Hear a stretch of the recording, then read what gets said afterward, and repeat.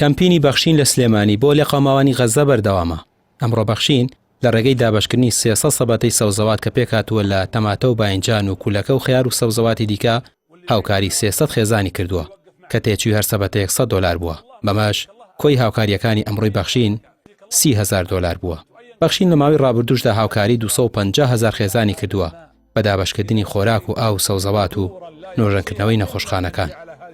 بە شێوەیەکی زۆر گشتگیر بەدەم نووسینگەکانی ئێمە هاتوون، بە تایبەتی وەک نووسینگەی سلێمانی خەڵکی زۆر باش هاتووە، سواسیانەکەین هەم بە ئاراستە دینداریەکان بە ئاراستە مرۆیەکە.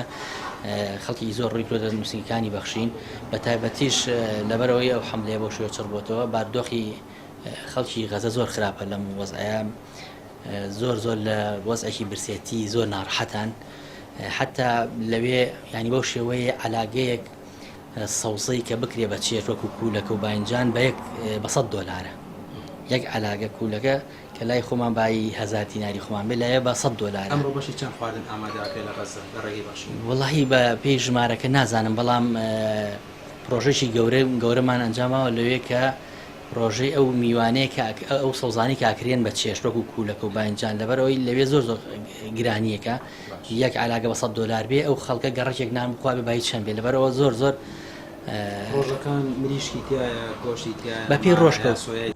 هاوڵاتیان بە پرۆشەوە سەردانی نووسینگەکانی بەخشین دەکەن و ئەوەی لە توانایاندا هەبێت دەیبەخشن بە لێقەماوانی گەمار و دراوی غەزە.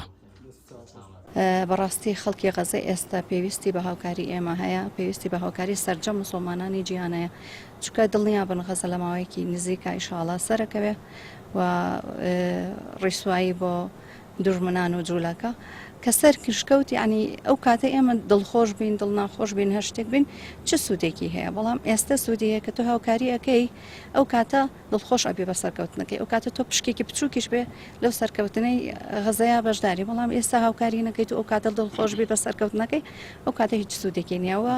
پێغەمبەری خۆش صلی الله علیه وسلم فەرمێ خۆتان لە ئەگەر بپارێزن ئەگەر بە لەتە خوڕمایەکیش بێ، ئێستا و لەتە خوڕمایە زۆر زەرورە لە غەزەیە دەست ناکەوێت. مامۆستایەکی ئاینی دەڵێت با خێرخوازان بینەری ژن و منداڵی غەزە بن و گوێ لە ترپەی دڵ و ویژدانیان بگرن، نەوەک ئەوانەی کۆسپ و لەمپەر بۆ هاوکاریەکان دروست دەکەن. وان برامن بەبدین ئینەمە المؤمنون خۆ برای ئێمە ئەگەر خوا نەخواستە وا باوا بڵین ئەگەر ئەوانیش یارمەتی ئەمان ناوێ ئەگەر لە برایەتیەکان مقەسیر بوون خۆ نابێ ئێمە مقەسیر بین، ئەبێ ئێمە برایەتێکی خۆمان جێبەجێکی حەقی موسڵمان سەر موسڵمان شەشەیەکی گەلەوە کە پێویستی پێ بێ یارمەتی بێ. پێغەمبەرگیانە فەرمی عەلەیهی سەڵاتو وەسەلام لە ڕۆژی قیامەتە خۆی ڕەب العیزە دەفەرمێ من برسیم بوو بۆ تێرتانەکە، من تینوم بوو بۆ ئاوتانەدا، من جلو بەرگم دەویست بۆ نەداندابێ، فەرمی یا ڕەب العالەمین خۆ تۆ ئەوانە ناوێ و تۆشمان نەبینیەوە، فەرمی عەبدەکانی من مەخلوقەکانی من برسی بوون تینوو بوون پێویستیان بە یارمەتی بۆ یارمەتیدانەدا. نازانم ئەمانە دڵیان لە بەراز بێ ڕەحمترە بەراز بەو دڵڕەکەی بۆیان دەجوڵێ، بەڵام ئەوانەی کە ئەوانە دڵیان ناجوڵێ قەنەعەتم وایە لە بەراز بێ ڕەحمتر.